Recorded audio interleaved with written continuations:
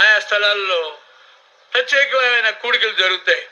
ఈ దినాలు ఎక్కడ పడినా మంచి పేపర్ వేస్తారు, బహిరంగ సువార్తలు, ఉచితమైన సువార్త, సువార్త కూడికలు అని పెద్ద అక్షరాలతో రాస్తారు. కింద ఎర్ర అక్షరాలతో స్వస్థపరచబడును అన్నారు. కనుక స్వస్థపరచకూడదు అని కాదు.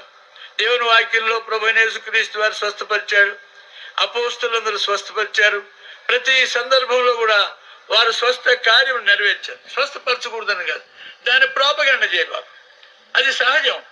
ఏ రక్షించబడిన ప్రభు బిడ్డైనా ప్రార్థిస్తే దేవుని వాక్యంలో రాసిన ప్రకారం ఆయన ఇస్తాడు.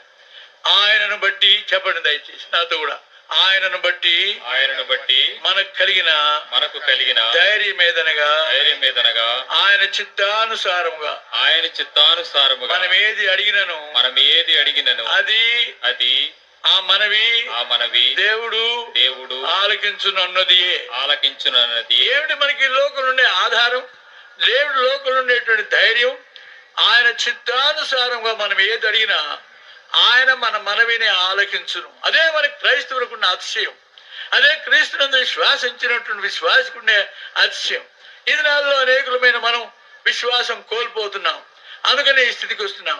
ఆయనను తర్వాత ఏముంది? ఆయనను మనిషి కుమారుడు భూమి మీదకి వచ్చినప్పుడు భూమి మీద విశ్వాసం ఉండ కనుగొనునా. విశ్వాసం కోల్పోయే దినాలు.